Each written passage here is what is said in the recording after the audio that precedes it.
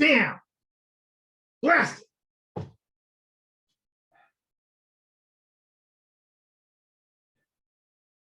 The strongest quills come from the primary flight feathers of the bird, the first 5 or 6 feathers. Clearly, this quill did not come from that group.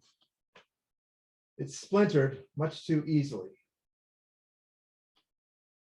The preferred source of the most favored quills comes from, of course, the swan. Clearly, this quill did not come from a bird as magnificent as that.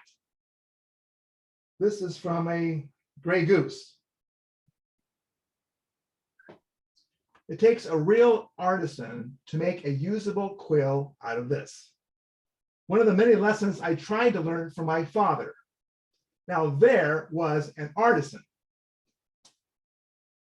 For most of his working life, my father was a stay maker, a corset maker.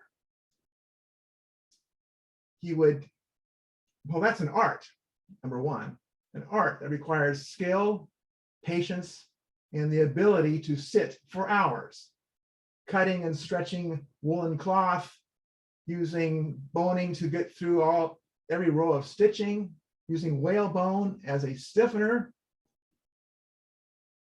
I would watch my father all day long for hours. Dear old dad.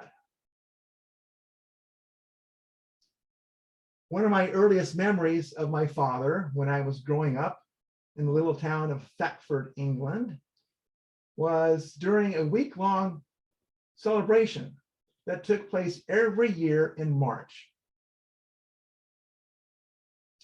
On that day, that week, people would come from all over the county into our little town, huge crowds. There would be booths set up in the streets selling cider and ale. Traveling tours would come through with actors putting on plays in the local inns. There was horse racing in the hills, pheasant shooting in the fields. I must have been 5 years young when I recognized that this was a special time of year. In fact, the Monday after a week of reveling was the only public holiday for the entire year for workers, except for Christmas and Easter. On that day, the Monday, the town constables had scheduled the annual public hangings, much to the delight of the wide-eyed crowds. This spectacle took place on, where else? Gallows Hill, which was on a small rise within clear view of our little cottage.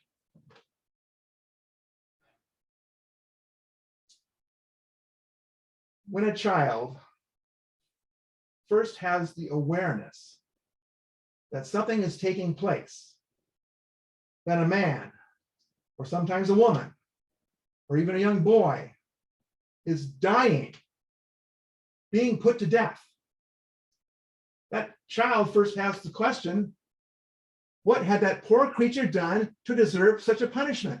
I remember asking my father that very question. Father, what did that man on the gallows do? Did he burn down a house? Did he kill someone? Father first answered by saying that he knew the man. It was John Painter. He was a rabbit keeper. He had a wife, children, a boy my own age. What did he do? Father said that he had stolen a parcel of tea.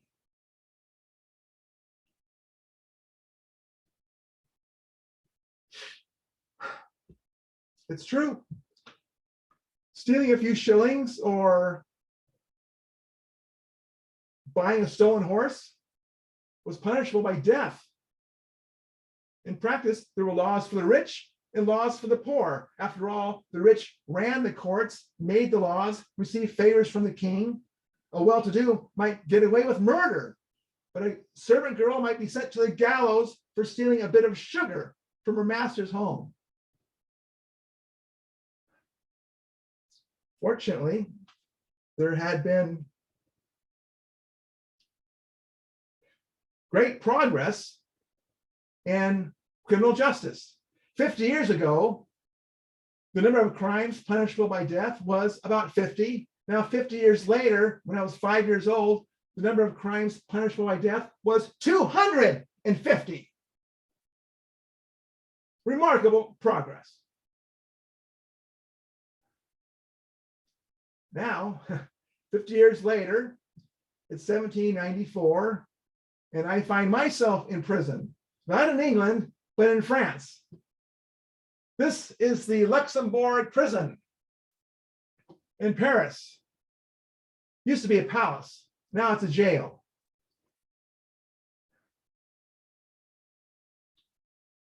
I'm in the midst of the French Revolution. Why? Benjamin Franklin once said, you know this fellow, he said, where liberty is, there is my country. I had retorted, where liberty is not, there is my country. It matters not to me where I fight the powers of oppression. England, France, America are battlefields of the same crusade. Freedom. But God, things can change so quickly. When I first arrived in France, in Calais, just about a year ago, I received a glorious welcome.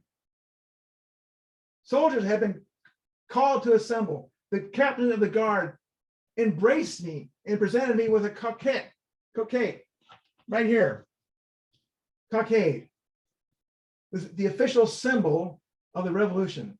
I remember a handsome young woman in the crowd begged for the honor of fixing this to my hat. I happily obliged. Oh, she had blonde hair, beautiful girl. A salute was fired from a battery announcing my arrival. You see, I had been chosen from the city of Calais to represent them at the National Convention in Paris to draw up a new constitution, a declaration of the rights of man, even though I spoke or wrote not a word of French. Can you believe it? And here on this day, it's pouring rain. There's crowds up and down the street, and they're shouting, "Viva Thomas Paine! Viva la Nation!" Incredible. Why all the adulation? I had written a book, The Rights of Man, first in England, then in France, and in it I simply declared the obvious, that human rights originate in nature. They cannot be granted by a government simply because that implies that they can be revoked. You follow? Therefore, they're not rights at all, they're just privileges. Government's sole purpose should be to protect the family and their inherent inalienable rights. And add this, the very idea of hereditary monarchy is absurd. Should someone rule a country simply because he or she is someone's child? Wisdom to govern cannot be inherited. The citizens of France, like the citizens of America 20 years ago, understood these principles, these self-evident truths that the Declaration of Independence in America had expressed.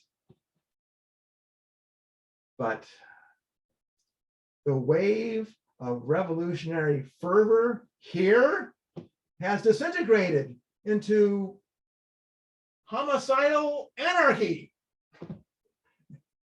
The government here has now declared a state of emergency. And many foreigners residing in France have now been, which includes myself because I was born in England, have been arrested for treason. And here I sit. Did I not say things can change so quickly?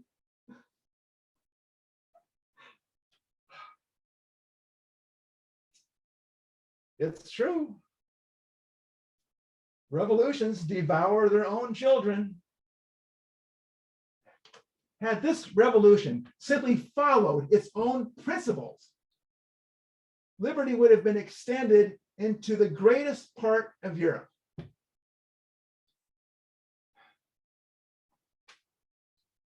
But now I relinquish that hope.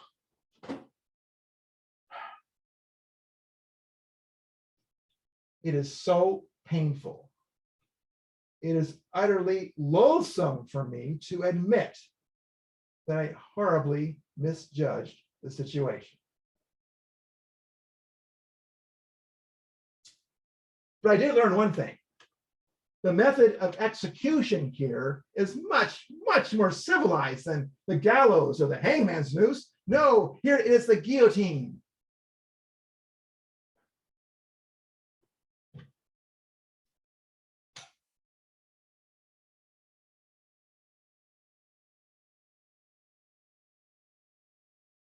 Did you hear that? That sound. Every 20 minutes or so, the crash of the blade, the cry of the crowd, and some minutes later, repeat. I hear it, but I cannot see it. My friends are falling as fast as the guillotine can chop off their heads.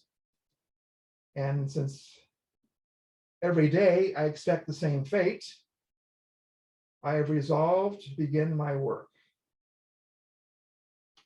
I'm writing another book because that is what I do. My captors were kind enough to provide me with paper, ink, quills, such as they are, and even a small knife to trim the little buggers.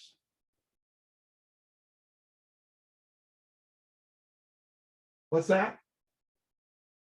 Yes, there is some urgency here. I do not expect Lady Guillotine to have any patience at all. That was Klutz, Baron Anacharsis Klutz from Prussia. He's one of my cellmates.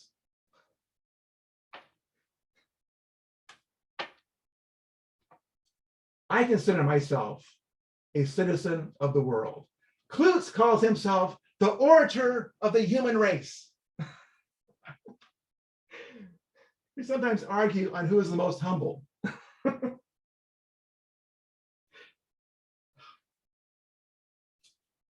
I appear to myself to be on my deathbed, for death is on every side of me, and I have no time to lose. There's nothing like the threat of death to put a fire under your ass.